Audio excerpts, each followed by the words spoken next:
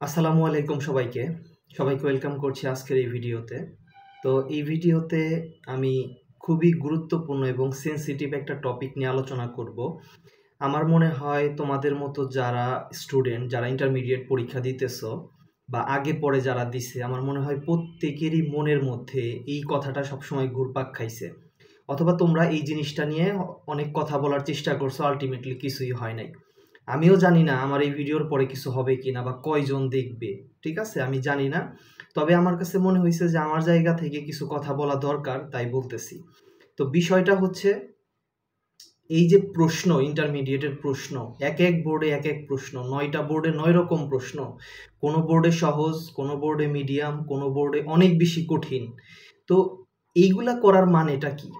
এইগুলা করা কি খুব দরকার? স্টুডেন্টদের জীবন নিয়ে খেলার কি এরকম কোনো দরকার আছে? আমার কাছে তো মনে হয় না যে কোনো দরকার আছে। তো সহজভাবে বলতে গেলে, যারা কর্তৃপক্ষ আছে, যারা প্রশ্নকর্তা আছে, তারা এই স্টুডেন্টদের জীবন নিয়ে খেলতেছে। একই বই, একই পড়ালেখা, একই সিলেবাস, এক বোর্ডের স্টুডেন্ট পরীক্ষা দিতেছে, তার খুব ভালো হইতেছে, তার পরিচিত টপিকের মধ্যে থেকে প্রশ্ন হইতেছে। Rajshahi board, Comilla board, Jessore board, এই সকল বোর্ডে প্রশ্ন হইতেছে কঠিন। তো একই জিনিস পড়ে সে অ্যান্সার করতে পারতেছে না। ঢাকা বোর্ডে প্রশ্ন দিয়ে সে বের হয়ে সে হাসে, অন্য বোর্ডে অন্যরা কান্নাকাটি করে। তো এইটা কেমন হইল? আর এইটা তো একদিনের কথা না, এইটা ইন্টারমিডিয়েট যতদিন ধরে আমার মনে হয় চলে, সেই 17-18 বাদ দিয়ে, যখন কিনা এক সেটে প্রশ্ন হয়েছিল, ওই সময়টা বাদ দিয়ে পরবর্তী সময়ের এটা নিত্যদিনের কাহিনী হয়ে গেছে, ঠিক আছে না? তো এইরকম করার আসলে দরকারটা কি? পুরো মানে 9টা বোর্ডে একই প্রশ্নে পরীক্ষা হলে সমস্যাটা কি? এই যে প্রতি বছর স্টুডেন্ট এই যে সুইসাইড করে, এই যে কান্নাকাটি, অ্যাডমিশনে খারাপ, তার একটা বড় ইফেক্ট তো এই যে আপনারাই তৈরি করেন। তো এইরকম করার কি আসলে কোনো দরকার আছে? কোনো দরকার নাই। আপনারা দয়া করে এই জিনিসটা থামান। প্রত্যেকটা বোর্ডে একই রকম প্রশ্নে পরীক্ষা নেওয়ার চেষ্টা করেন। শত শত স্টুডেন্ট, হাজার হাজার স্টুডেন্ট অনলাইনে ক্লাস করতেছে, এক ভাই আবার স্যারের ক্লাস করতেছে। তো এক বোর্ডে গিয়ে সে সব কমন পাইতেছে, অন্য বোর্ডে ওই প্রশ্নের ধারে কাছেও নাই। তো এটা কি হইল? এমন তো না যে এই ইন্টারমিডিয়েটের রেজাল্টটা ফিউচার লাইফে কোনো কাজে লাগবে না। আপনারা ইন্টারমিডিয়েট শেষ করবেন, আপনারা অ্যাডমিশন নেবেন, অ্যাডমিশনে আপনারা কি করবেন? একজন পাবলিকের দিকে যাবে অ্যাডমিশনে, একজন যাবে মেডিকেলের দিকে, একজন যাবে ইঞ্জিনিয়ারিংয়ের দিকে। তো আপনারা কি করেন? আপনারা 100 মার্ক, 50 মার্ক কিন্তু আপনারা জিপিএর উপরে কিন্তু রেখে দেন। তো যারা ওই কঠিন বোর্ডে কঠিন প্রশ্ন হওয়ার কারণে যারা পরীক্ষায় খারাপ করলো, আলটিমেটলি তাদের রেজাল্ট খারাপ হবে। তো তারা তো অটোমেটিক্যালি এইখানেই তো তারা পিছিয়ে গেল। জিপিএতে একটা মার্ক এইখানে কমাই থাকা মানে কি? মানে অনেক কিছু। একটা হাফ মার্ক মানে ইউনিভার্সিটিতে সে শত শত হাজার হাজার স্টুডেন্টের পিছনে চলে যাবে। তো অলরেডি তো আপনারা এইখানে তারে মারা দিয়ে বসে রইছেন, মারা খাওয়ায় তো তারে বসে রাখছেন আপনারা এইখানে। তাহলে সে অ্যাডমিশনে ভালো করবে কিভাবে? গার্জেনদের মনে এই প্রশ্নগুলা গেঁথে রইছে যে ঢাকা বোর্ডের প্রশ্ন সহজ হয়, রাজশাহীতে কঠিন হয়। তো তারা যখন এই রাজশাহী থেকে যখন এই যে ঢাকাতে পরীক্ষা দিতে যাবে, তখন ওই যে ঢাকার যে স্টুডেন্ট, তার সাথে যে তার কমিউনিকেশন হবে, ওই রাজশাহীর স্টুডেন্ট তাকে বলবে যে তোমাদের তো প্রশ্ন সহজ, আমাদের তো প্রশ্ন অনেক কঠিন, আমার 5.5 জিপি আর তোমার হলো 5, একই কথা। তো এই সকল জিনিস কেন ফেস করতে হবে? এইরকম বৈষম্য আপনারা কেন তৈরি করতেছেন? কেন এরকম এক্সাম্পল সৃষ্টি করতেছেন বোথ এসএসসি এবং ইন্টারমিডিয়েট? কেন? আপনারা দয়া করে একই প্রশ্নে পরীক্ষা নেন। এই বছর তার কোনো কিছু সম্ভব না, আল্লাহর হস্তে আপনারা সামনের বছর থেকে একই প্রশ্নে পরীক্ষা নেন, একই স্ট্যান্ডার্ড বজায় রাখেন। আবার আমার মনে হয় যে আপনারা সব সেট করে রাখেন যে আজকে তো প্রশ্ন কঠিন করলামই, অন্য দিক দিয়েও এদের বাস দিব। কিভাবে? গার্ড কঠিন করে। গার্ড কঠিন দেয় তো দেয়, যারা স্টুডেন্ট তারা বলে তাদের বিহেভিয়ার খারাপ। এটা খুবই কমন একটা জিনিস যে গার্ড করা দিতেই পারে। অনেক স্যার ম্যাডাম আছে বিহেভিয়ার খারাপ করে, তো তাদের খারাপ আচরণ, চিল্লাপাল্লার কারণে কিন্তু পোলাপান কিন্তু ভালো মতো পরীক্ষা দিতে পারে না। এটা কিন্তু এক জায়গার কথা না, এটা পুরো বাংলাদেশ ঘুরলে দেখা যাবে এরকম অনেক সিনারিও আছে, ঠিক আছে না? তো গার্ড একদিকে করা দিতেছে, আর একদিকে চিল্লা পাল্লা, আর একদিকে মনে করেন উল্টা পাল্টা ব্যবহার। তো এইটা কেমন হইল? এইটা তো একটা স্টুডেন্টের জীবন নিয়ে খেলা না। ইন্টারমিডিয়েটের মধ্যে একটা পরীক্ষা দিতেছে, সে মাথা ঠান্ডা করে পরীক্ষা দিবে। একদিকে প্রশ্ন কঠিন, একদিকে গার্ড দিবেন আপনারা একদম মারা খাওয়ার মতো গার্ড, একদম যে যেমনে পারে ইচ্ছা মতো। হ্যাঁ, মিলিটারি সেনাবাহিনী দিয়ে পারলে গার্ড দিতে চায় অনেক জায়গায়, শুধু হয়তো কিছু ফর্মালিটিসের কারণে দিতে পারে না। তো এইটা তো হইল না, এইটা কি হয় কোনোভাবে? আসলে কথা হইলো আপনাদের নিজেদের সাথে ঘটে না, নিজেদের ফ্যামিলির সাথে ঘটে না, এই জন্য হয়তো আপনারা ব্যাপারটা ফিল করেন না। যাদের সাথে ঘটে, যারা এটা ফিল করে, তারা হয়তো এটা খুব ভালো মতো বুঝতে পারবে। তো আমার কাছে মনে হয়েছে এই সকল জিনিস নিয়ে কথা বলা দরকার। অনলাইনে যে সেরা টিচাররা আছেন, আমার মনে হয় আপনারাও যদি সবাই একসাথে এই সকল বিষয় নিয়ে কথা বলেন, আমার মনে হয় খুব ভালো হয়, একটা অন্যরকম একটা পরিস্থিতি হয়তো হতে পারে। শুধু এইখানেই থেমে থাকা না, কি করে পরীক্ষার 2 দিন আগে, ইন্টারমিডিয়েট পরীক্ষার ঠিক 2 দিন আগে আপনারা কি করেন, নোটিশ দেন। নোটিশে কি লেখা থাকে যে এই ক্যালকুলেটর ব্যবহার করা যাবে, 3-4 রকমের, এর বাইরে যাবে না। কেন রে ভাই, এরকম কেন? পরীক্ষার 2 দিন আগে কেন? আপনি ইন্টারমিডিয়েট যে একটা ব্যাচ শুরু হবে, শুরুর প্রথম দিন যে কলেজে যাবে, কলেজ থেকে আপনারা এমন ব্যবস্থা করেন, তাদেরকে একটা ডিরেকশন দেওয়া হবে যে তুমি 2 বছর এই ক্যালকুলেটর ইউজ করতে পারবা, ফাইনাল পরীক্ষায় তুমি এই ক্যালকুলেটর ইউজ করতে পারবা, এর বাইরে কোনো ক্যালকুলেটর ইউজ করতে পারবা না। সে মেন্টালি প্রিপেয়ার থাকলো। আপনি পরীক্ষার 2 দিন আগে আপনি এই নোটিশ দেন, সে তো এমনিতেই একটা অন্যরকম একটা পরিস্থিতির মধ্যে দিয়ে যাইতেছে। সে কিভাবে ওই জিনিসটা ওভারকাম করবে, কিভাবে ওই জিনিসটা সে ফেস করবে, এটা কি আপনারা চিন্তা করছেন? এরকম করার কি কোনো দরকার আছে আদৌ? আবার কি করেন, 3 ফুট দূরত্বে না 14 ফুট দূরত্বে না 20 ফুট দূরত্বের আপনারা নোটিশ দিয়ে বসেন। 20-25টা 30টা 50টার মতো আপনারা আরো নানা রকমের ব্যাপার, নানা রকমের কার্যক্রম যেগুলো করা যাবে যাবে না, এইরকম কাজগুলো আপনার কেন? এইসব করার দরকারটা কি? ওই কার্যক্রমগুলো আপনি দেন, সমস্যা নেই, আপনি বছরের প্রথম দিন দেন যে ইন্টারমিডিয়েটে তুমি এই কাজগুলো করতে পারবা, এই কাজগুলো করতে পারবা না, তোমার সিলেবাসেই এর ভিতর থেকে প্রশ্ন হবে, এর বাইরে থেকে প্রশ্ন হবে না, শেষ, একটা কমপ্লিট গাইডলাইন হয়ে গেল।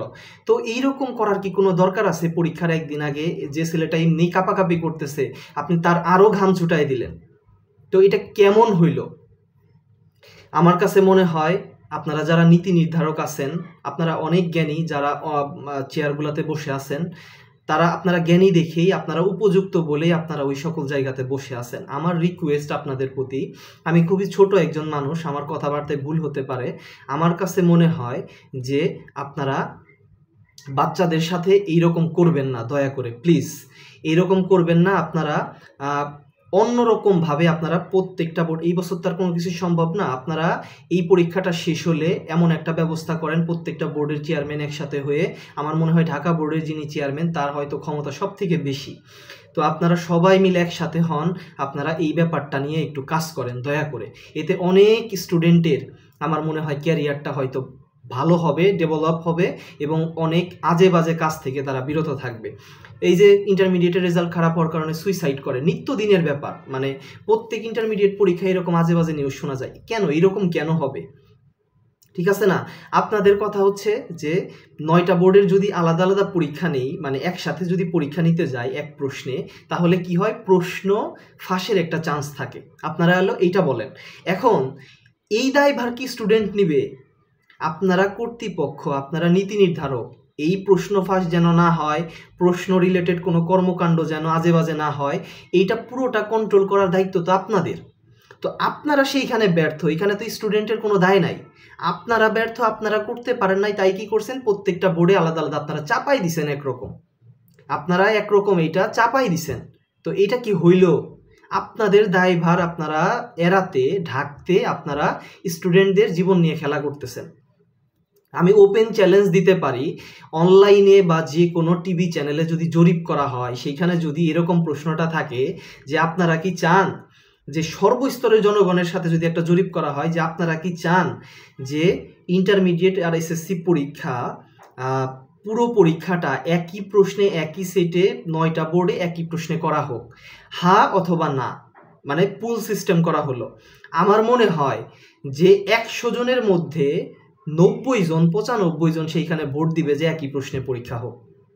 আর আপনারা সেই 90 জনের বিরুদ্ধে গিয়ে প্রত্যেকটা বোর্ডে আপনারা এক এক বোর্ডে এক এক রকম প্রশ্ন করেন। কিছু করার নাই, আমরা তো কিছু করতে পারবো না, আমাদের তো ওই ক্ষমতাটা নাই, ঠিক আছে না? তো আমার মনে হয় এইটাই সঠিক সময় এই ব্যাপারে কথা বলার, এর জন্য আমি বললাম। আরও কত রকমের কার্যকলাপ আছে সেগুলো তো আমরা নাই বলি।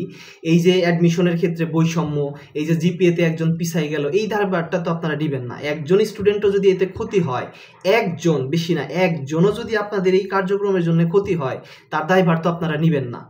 মানে ইন্টারমিডিয়েট ব্যাপারটা হইল এমন যে যা যেমনে পারে, যে দিক দিয়ে পারে পোলাপান্ডে বাঁশ দিতে থাকে, যে যেমনে পারে, চার দিক দিয়ে বাঁশের অভাব নাই। তো এই হইল মানে ইন্টারমিডিয়েটের সামারিটা। তো আপনারা দয়া করে স্টুডেন্টদের এই যে এরকম জীবন নিয়ে খেলাটা বন্ধ করেন, আপনারা একটা প্রপার ওয়েতে আগান, একটা জিনিস, একটা কারিকুলাম, একটা সুন্দর একটা সিস্টেম করেন। শর্ট সিলেবাসে পরীক্ষা নিতেছেন আপনারা, আজকে আইসিটি পরীক্ষা গেল, কোনো একটা বোর্ডে দেখা যাইতেছে আপনারা এমসিকিউ করছেন একটু সহজ, সেই বোর্ডের রিটেন মানে বুঝাই যাইতেছে না, পোলাপান কান্নাকাটি, 4টা 5টা 6টা করে এমসিকিউ হয়েছে, এমন কেন? আবার ইংরেজি দ্বিতীয় পত্রে একটা বোর্ডে আপনারা করছেন সহজ, অন্য বোর্ডের বিগত কয়েক বছরের যে প্যাটার্নের সাথেই মিলে না। তো এইরকম কেন? Bangla first paper second paper মানে এক বোর্ডে এত পানির মতো, ঢাকা বোর্ডে সেকেন্ড পেপার প্রশ্ন এত সহজ করছে, অন্য কয়েক বোর্ডে দেখলাম কি কঠিন। তো তাদের সাথে কি আপনাদের পার্সোনাল শত্রুতা? তো একটা স্টুডেন্ট পরীক্ষা দিয়ে এসে বের হয়ে এরকম কথা কেন বলবে যে স্যার মনে হয় পারিবারিক জীবনে অসুখী, অথবা স্যারের মনে হয় মানসিক সমস্যা আছে, স্যারের পোলাপান পরীক্ষা দেয় না দেখে সেইটার মর্ম বুঝবে না, এরকম কথা কেন শুনতে হবে? একই প্রশ্নে পরীক্ষা হইলে কি এরকম শুনতে হয়? আপনারা একটা স্ট্যান্ডার্ড বজায় রাখেন, একটা প্রশ্ন করেন, ওই প্রশ্নে পরীক্ষা নেন, কেউ কিচ্ছু বলবে না। যেমন 2018 সালে হয়েছিল, কত সুন্দর পরীক্ষা হয়েছে, কত স্ট্যান্ডার্ড পরীক্ষা, দেখলে মনটা ভরে যায়। ফার্স্ট পেপার সেকেন্ড পেপারই একটা স্টুডেন্ট একটা কথা বলতে পারবে না, আপনাদের বিরুদ্ধে কোনো আঙুল তুলতে পারবে না। তো এর থেকে ভালো তো আর হয় না। তা আপনারা কেন ওই সিস্টেমটা ত্যাগ করে আপনারা কেন এই যে আজে বাজে এই যে যেমনে পারতেছেন আপনারা বাঁশ দিতেছেন পোলাপানকে? কেন? যে যেমনে পারে, মানে এদের দেখার কেউ নাই, এরা হলো বলির পাঠা, ঠিক আছে? এরা হলো বলির পাঠা হয়ে গেছে একরকম, মানে বোঝা মনে হয় আপনাদের কাছে। তো এই জিনিসটা আপনারা দয়া করে আপনারা একটা সিস্টেমের মধ্যে আনেন। আমি আসলে কি বলবো, আসলে খুবই কষ্ট থেকে, আমি নিজেও স্টুডেন্ট, আমি ছোট মানুষ, আমি ইন্টারমিডিয়েট সময়টা পার করে আসছি, আমি জানি যে এই অল্প সময় একটা স্টুডেন্টের মধ্যে দিয়ে মানে মানসিক কত কিছু তারা ফেস করে। এত কম সময়, এত লং সিলেবাস, কঠিন পরীক্ষা, একের পর এক পরীক্ষা, সময় 2 বছরের কম, এই প্রি টেস্ট মানে থাকতে না থাকতেই টেস্টের রুটিন, টেস্ট শেষ না হইতে হইতেই ইন্টারমিডিয়েটের রুটিন, 2 বছরের মধ্যে রেজাল্ট হয়ে যায়, গার্ড কঠিন, প্রশ্ন কঠিন। তো আসলে একটু তাদেরকে একটু আসলে শান্তি দেন, একটু রিল্যাক্স করার একটু সময় দেন আপনারা, দয়া করে। তো আমি আর কিছু বলবো না, আমার মোটামুটি এই বলার ছিল। আমার কথায় ভুল হইতে পারে, তো যারা ভিডিওটা দেখবেন, ফুল যারা দেখবেন, আমার যদি কোথাও ভুল হয়ে থাকে আমার ভুলটা ধরাই দিবেন।